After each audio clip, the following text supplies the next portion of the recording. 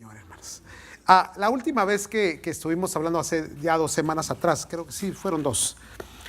Nos quedamos en 1 de Pedro en el versículo 7, hermanos, y hablamos un poco sobre la prueba, las dificultades, el sufrimiento, las luchas a las cuales todos los creyentes son sometidos. Y digo todos porque si eres de Cristo, vas a sufrir penalidades, vas a sufrir luchas, vas a sufrir tentaciones, vas a tener dificultades en la vida. Hermano, vas a llorar. Yo entiendo, hermano, que a algunos de ustedes les encanta el pare de sufrir, pero en la Biblia no existe eso, hermanos. No existe eso. Más bien Pablo le dijo a Timoteo: sufre penalidades como buen soldado de Jesucristo. El mismo Cristo dijo: en el mundo tendréis aflicción, pero no os preocupéis, yo he vencido al mundo, dijo el Señor Jesucristo, hermanos. Entonces la Biblia nos enseña, nos señala, nos advierte, nos orienta de que en nuestro caminar cristiano vamos a encontrar muchos sufrimientos. Los sufrimientos, hermanos, ya se los dije anteriormente, quiero repetírselo porque para mí esto es muy importante, no son para dañarnos, hermanos. Regularmente la interpretación es que si estoy sufriendo es porque Dios no me quiere, o Dios me está castigando, o Dios me está dando unos latigazos porque me lo merezco. Y hay ciertas interpretaciones que hay en nuestra mente, hermanos, en cuanto al sufrimiento. La realidad es que el sufrimiento, hermanos, ejercita tu fe. El sufrimiento fortalece tu fe. El sufrimiento forja tu carácter. El sufrimiento te hace mejor persona. El sufrimiento te hace ser más sensible, más noble. Te quita lo orgulloso, lo arrogante. El sufrimiento, hermano, te hace entender los preceptos y los conceptos de Dios, hermanos. Entonces, el sufrimiento es parte de la vida, hermanos, y más de la vida cristiana. Así que, hermanos, quítese eso a su momento de que pare de sufrir, ¿ok? Olvídese esas cosas, ¿sí? Ahora, vamos a la escritura en el versículo 7 donde nos quedamos, que ya habíamos hablado del sufrimiento, pero quiero recalcar. Ahora, yo quisiera irme hasta el versículo 9, pero ya en el versículo 7, al profundizar más en esta porción de las escrituras, encontré algo bien maravilloso. Leamos el versículo 7. ¿Para qué? Sometida a prueba vuestra fe. La Biblia dice: sometida a prueba vuestra fe, mucho más preciosa que el oro, el cual, aunque perecedero, se prueba con fuego, sea hallada en alabanza, gloria y honra cuando sea manifestado Jesucristo, a quien amáis sin haberle visto, en quien creyendo, aunque ahora no lo veáis, os alegráis con gozo inefable y glorioso, obteniendo el fin de vuestra fe, que es la salvación de vuestras almas. Ahora, lo que les dije la semana antepasada, que hay una diferencia entre prueba y tentación. La tentación viene del enemigo, la prueba viene de Dios. Ahora, para Dios, yo miro que para Dios es importante probar la fe, no porque Dios quiera saber si somos genuinos o no, sino Dios ya lo sabe si somos genuinos o no. Más bien, Dios quiere que nosotros nos demos cuenta si nuestra fe es genuina o no es genuina. Si vamos a perseverar o no vamos a perseverar. Entonces Pedro está anticipando la pregunta acerca de por qué los creyentes tienen que experimentar pruebas en su vida. Y esa es la pregunta que todos nos hacemos. ¿Por qué tengo que experimentar pruebas y luchas? ¿Por qué tiene que haber sufrimientos y dificultades? ¿Por qué no puede ser más fácil? ¿Por qué no puede ser más sencillo? Y ciertamente hay un cristianismo que busca este estilo de vida, ¿no? Un estilo de vida que no conlleva ir contra la corriente, sino sencillamente dejarse llevar por lo que en ese momento tiene, siente, desea, puede, lo que existe en su entorno. Cuando Cristo aparece en nuestras vidas, el Señor Jesús dice: a mí no me aceptaron, a mí no me creyeron, a ustedes tampoco los aceptarán, tampoco les creerán. Lo dijo en otras palabras, pero nos dio a entender eso. Seremos rechazados por el mundo porque no somos del mundo. Automáticamente el rechazo quiere decir que vamos en contra de todo concepto, idea, filosofía, pensamiento que el mundo tiene. Al ir en contra, hermanos, entonces estamos peleando, luchando, caminando, corriendo, esforzándonos contra corriente. Y si vamos contra corriente, quiere decir que se vuelve más pesado nuestro andar y por lo tanto hay un cansancio y una fatiga más continua en los creyentes que pelean y luchan. No así, hermanos, aquellos que se dejan llevar por la corriente, aquellos que viven una vida holgada cristianamente, hermanos, aquellos que se rinden ante las circunstancias y dicen, bueno, pues esto me tocó vivir y así me voy a ir, y así me voy, y nunca tratan de ir y hacer las cosas correctamente. ¿Me están siguiendo, hermanos? Sí. Entonces, hermanos, es necesario que de alguna o de otra forma entremos todos en una prueba para poder purificar nuestra fe, para poder mostrar la genuinidad de ella misma y responderle a Dios, hermanos, en la forma en que Dios quiere que le respondamos. Entonces, Dios lo hace con el fin de probar su fe, para comprobar su genuinidad, hermano, y para mirar su transparencia. Por ejemplo, una traducción literal del griego se leería así en la porción que leíamos: para que la prueba de vuestra fe demuestre ser para alabanza y gloria de Dios. ¿Qué quiere decir? Que la fe tiene que revelarse para que nuestro Dios sea glorificado en ella, para que sea exaltado en ella. Entonces no solamente es cantar, exaltamos el nombre de Cristo, pero hay que vivir exaltando el nombre de Cristo. Ahora, voy a ver si me cabe esto aquí, rápidamente. ¿Cuál fue la prueba más grande que encontramos en cuanto a la fe se refiere en la Escritura, hermanos? La fe más grande la prueba de fe más grande que encontramos es la del padre Abraham. Abraham fue el padre de la fe. Entonces, Abraham le creyó a Dios y esa palabra le creyó, dice la Escritura que le fue contado por justicia, quiere decir que se justificó. Que esto aplica, hermanos, en el Nuevo Testamento a la justificación por la fe en Cristo Jesús, que Él nos limpia de todo pecado. El justo por la fe vivirá.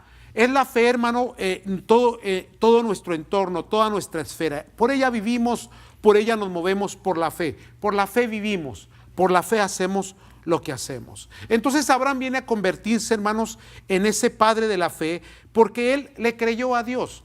Cuando Dios le llama, le dijo, sal de tu parentela y te llevaré a una nación y te haré de ti una nación grande.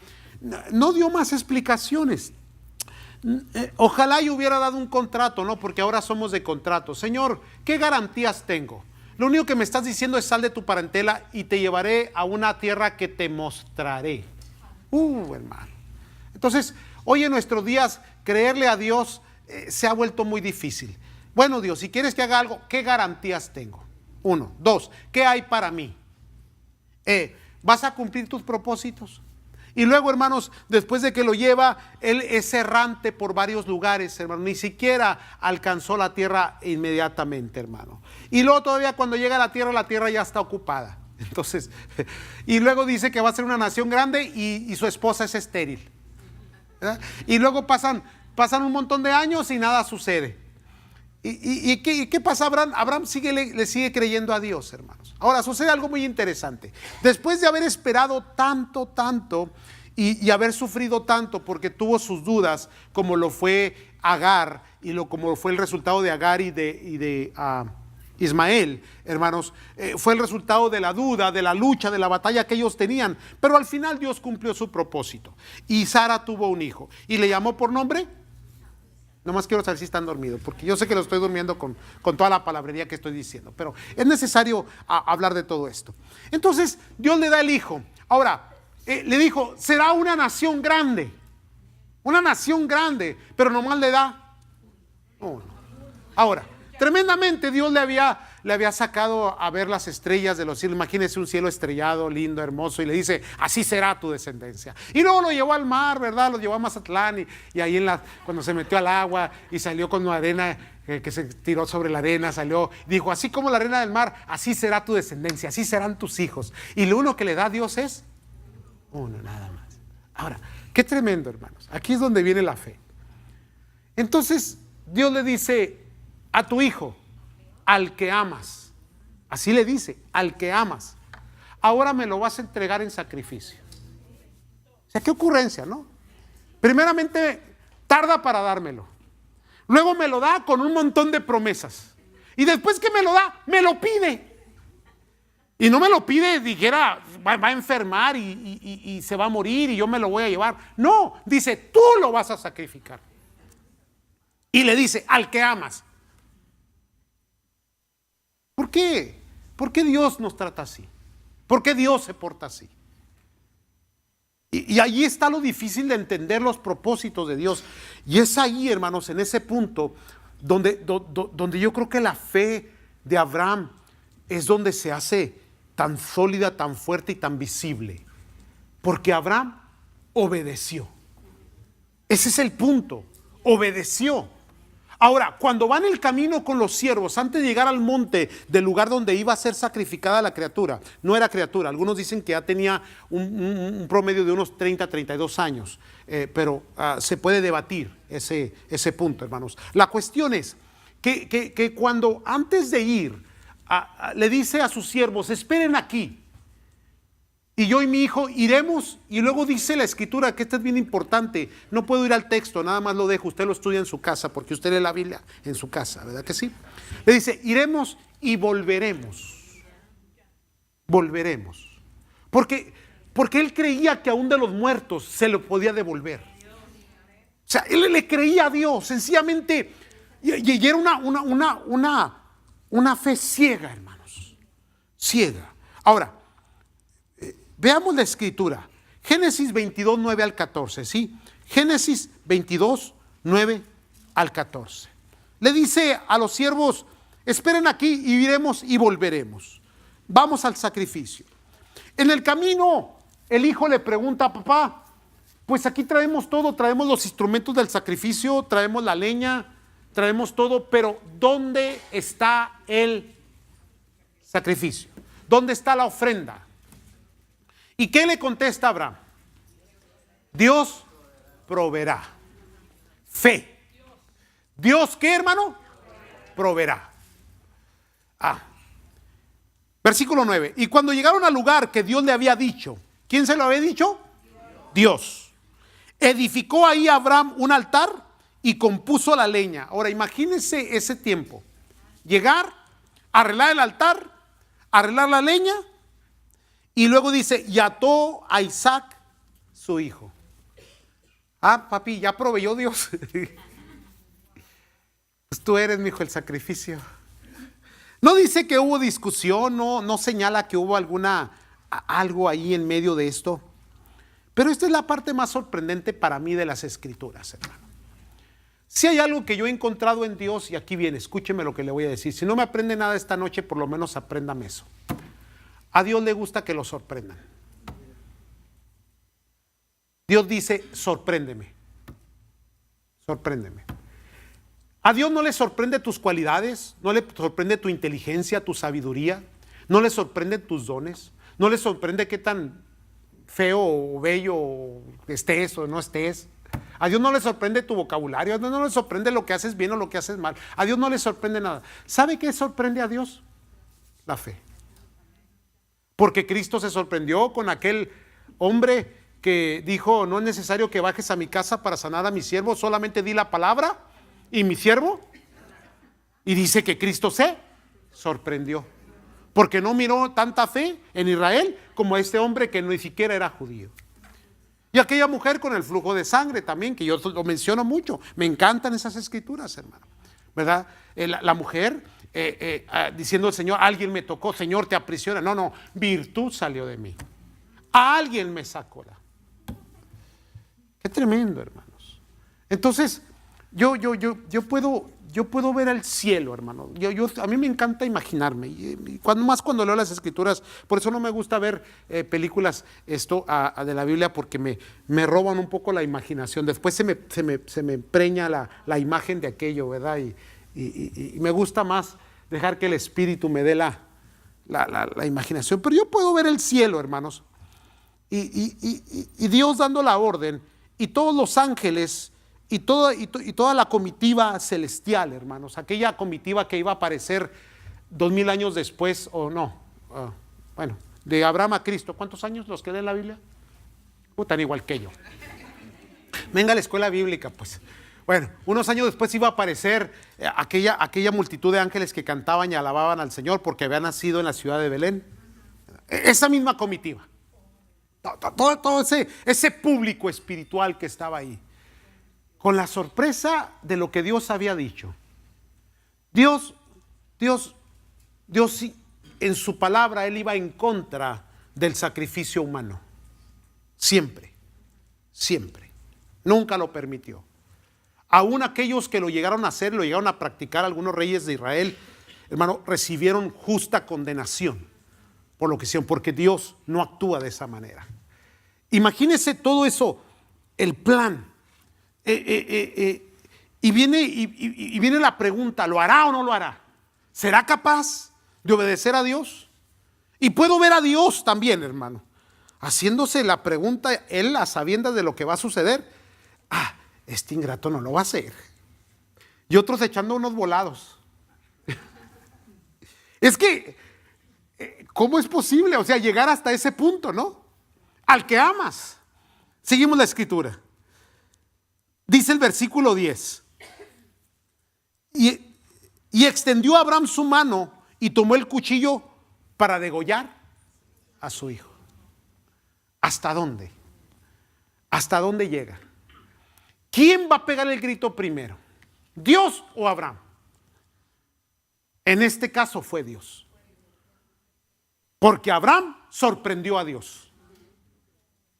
¿Por qué digo que sorprendió a Dios? Porque el versículo 11 dice, entonces el ángel de Jehová le dio, ¿qué? Voces.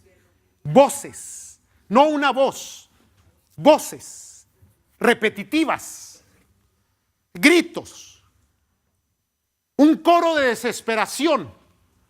Porque Dios amaba a Isaac. Porque era su palabra y era su promesa. Era el hijo de la promesa, hermanos. Recuerde la descendencia de Cristo. ¿Me están siguiendo, santos? Entonces, ¿por qué Dios dice esto? ¿Por qué Dios prueba de esa manera? ¿Por qué Dios nos lleva hasta el punto más?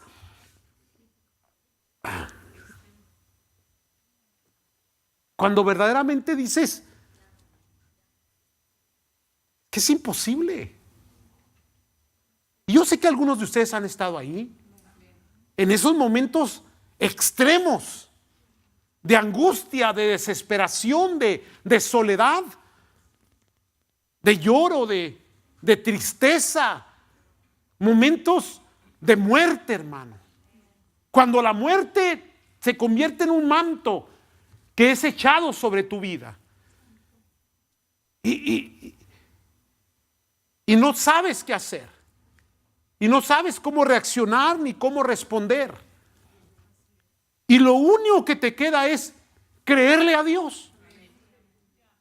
Y hay gente que en ese momento ha rendido su vida y ha abandonado su fe, pero hay otros que se quedaron quietos y dijeron, bueno, bendito sea el Señor.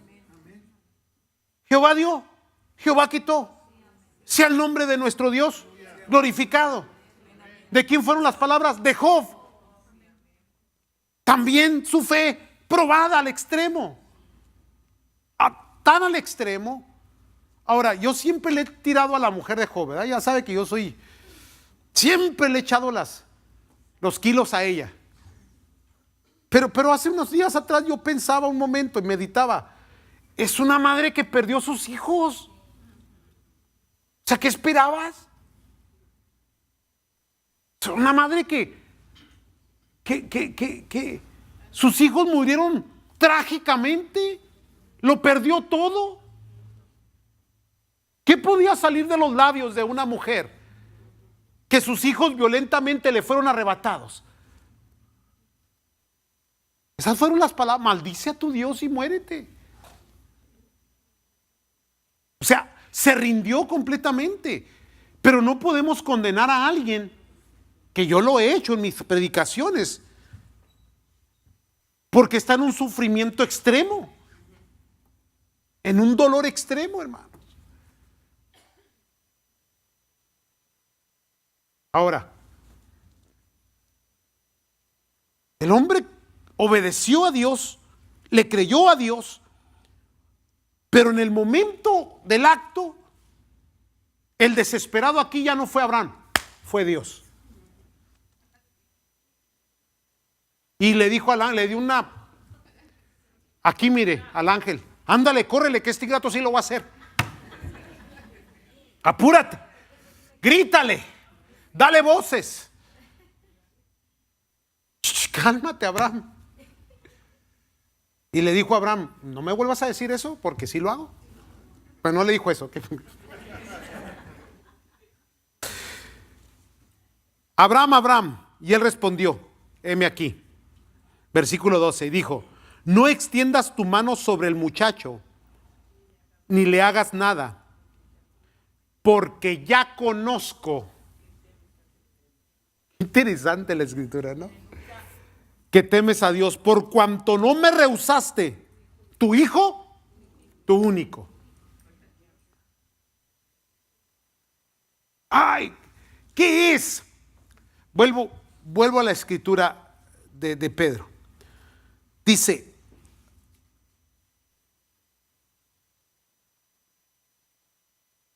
para que sometida a prueba vuestra fe, mucho más preciosa que el oro, el cual aunque perecedero, o sea, en dificultades, en angustias, se prueba ¿con qué? Con fuego, sea hallada en alabanza, gloria. Aquí viene esta palabra, honra.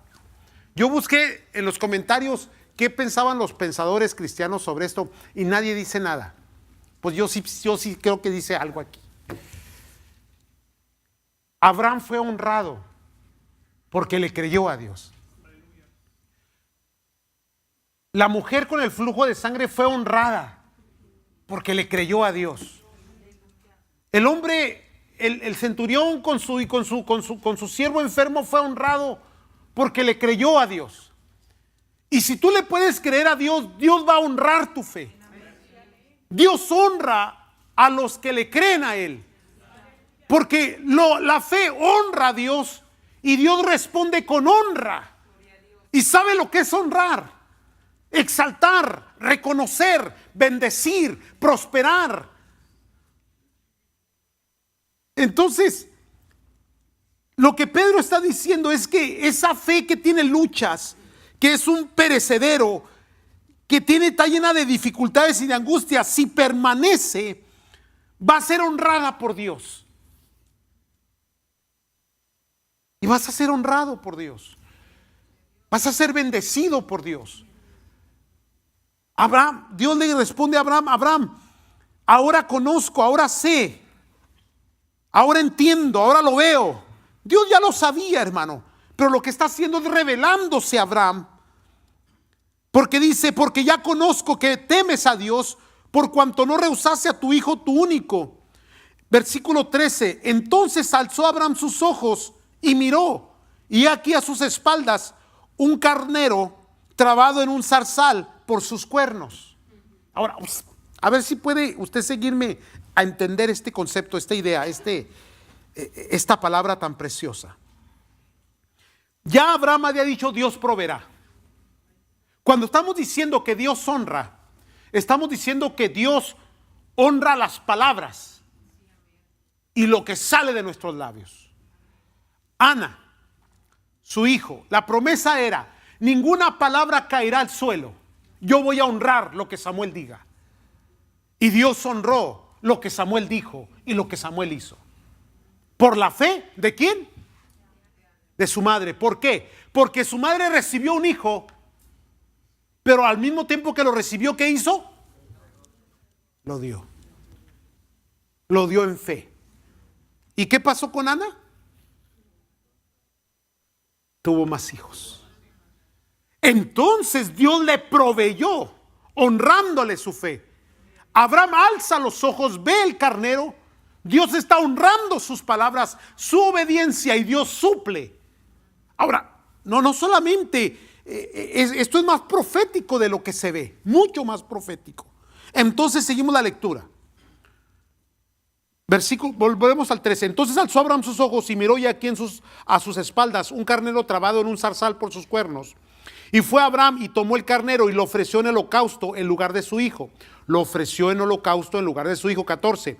Y llamó a Abraham el nombre de aquel lugar, Jehová proveerá, o en el hebreo Jehová Jireh. ¿Verdad? Ahora, esta palabra se usa mucho para la prosperidad, ¿no? Siempre se ha usado. Pero, hermano, la palabra profética de Abraham es que hubo un sustituto para su hijo. Ese es el punto. Hubo un sustituto. Y que la provisión de Dios era que Dios estaba proviendo de un sacrificio más supremo, de un Cordero Santo, para traer salvación a la humanidad. No solamente a Isaac y su descendencia, pero ahora para todas las familias de la tierra, la misma promesa que le había dado ya unos capítulos atrás, en el capítulo 12 de Génesis. ¿Me están siguiendo, santos? Entonces, la fe tiene que ser probada, porque cuando se vuelve genuina, se vuelve fuerte, poderosa, y esa fe es honrada por Dios. Entonces es necesario que pases por ese tiempo de duda, de dificultad, de angustia, de dolor, de tentación, de ese momento oscuro, tenebroso, y que en ese momento cierres tus ojos a lo que está pasando en tu entorno y que le creas a Dios de que Dios está contigo y Dios te va a bendecir y Dios te va a proveer y Dios va a sacar adelante de cualquier dificultad que tengas. Dios lo va a hacer, hermano. Dios lo va a hacer. Entonces prepárate, porque sí vas a luchar, sí vas a sufrir, sí va a haber dificultades en el camino. Va a haber momentos en los cuales vas a decir: ¿dónde estás, Dios? ¿Por qué no apareces? Y lo más tremendo de todo es esto. Ahí va, ¿eh? ¿Qué pasa cuando la gente... Hay un libro del doctor Enfoque a la Familia, Dobson, que dice: ¿por qué le pasan cosas malas a la gente buena? ¿Por qué? ¿Por qué los creyentes, por qué los hombres y mujeres de fe tienen que sufrir?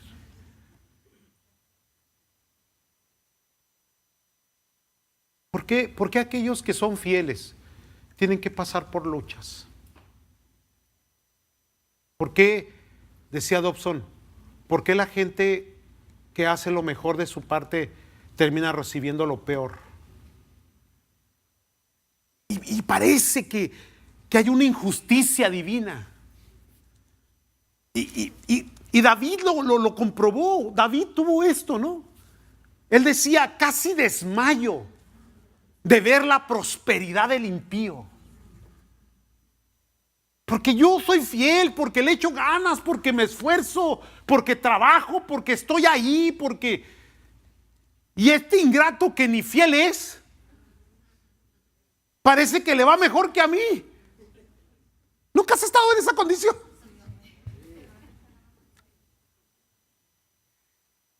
Y surgen esas preguntas. No, y vienen otras todavía. ¿Y por qué a mí? ¿Por qué no este ingrato que se anda portando mal? ¿Por qué? Hay gente que se lo merece, eso es indiscutible, ¿no? Hay gente que se lo merece. O sea, sufre porque se lo merece, porque se lo buscó. Pero ¿qué pasa cuando te estás en sufrimiento, en dolor, y tú te preguntas por qué? Y quieres recibirlo. Señor, o sea, condéname pues.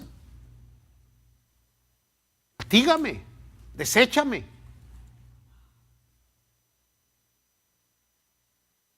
Buena pregunta, ¿no?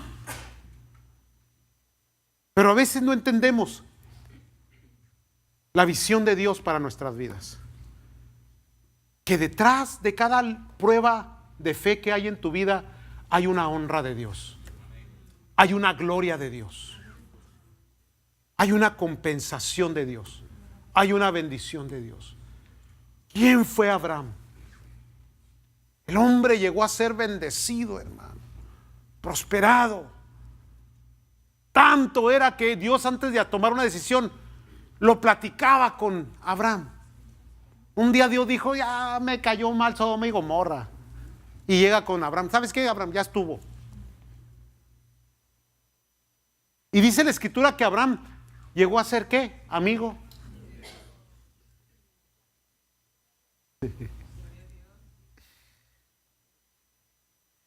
Entonces, por ello, termino ya. Tu fe, que es más valiosa que el oro, dice la escritura que leíamos, más valiosa que el oro, va a ser probada con fuego. Porque ¿qué es lo que hace el fuego? Purifica, limpia. Dice que tu fe es más valiosa que el oro. El oro es lo más valioso que hay en el mundo. Determina las monedas de las naciones, determina las economías. Sin embargo, la Biblia dice: la fe vale más que todas esas cosas. Vale más que cualquier valor que el mundo tenga. Vale más. Lo más valioso que tienes es tu fe.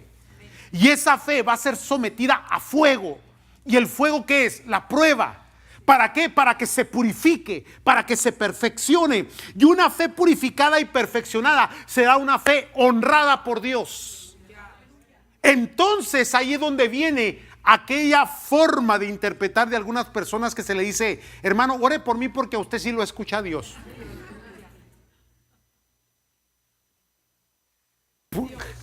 Porque hay gente, hermano, que ya pasó por el fuego. Su fe es purificada y determina correctamente, hermano, la interpretación de la oración, del pedir y de quién es Dios para su vida. Por lo tanto, hermano, Dios honra a esa gente porque conocen a su Dios, hermano. Y Dios, donde quiera que va esa persona, ahí está Él. Dios camina con ellos. Dios les prospera, Dios les cuida, Dios les guarda, Dios les protege. Dios, hermano, está siempre alrededor de ellos, cubriéndolos con sus alas. Son gente especial. Pero para llegar a esa estatura, a ese nivel, tu fe tiene que ser probada. Entonces no le saques. ¿Aló? No le saques. Échale ganas. Pero es que usted no sabe, pastor, ya el agua ya mire, ya le llegó hasta aquí, pero no se ha ahogado todavía. Pero pastor, estoy de puntitas, usted quédese ahí. Espere en el Señor, confíe en Él, Él hará. Mire, ahora sí ya, porque ya me voy, pero ahí le va. Siempre decimos los que estamos en esa condición: de esta no salgo. Siempre determinamos y decimos: se acabó. Y después de todo el tiempo, aquí estás.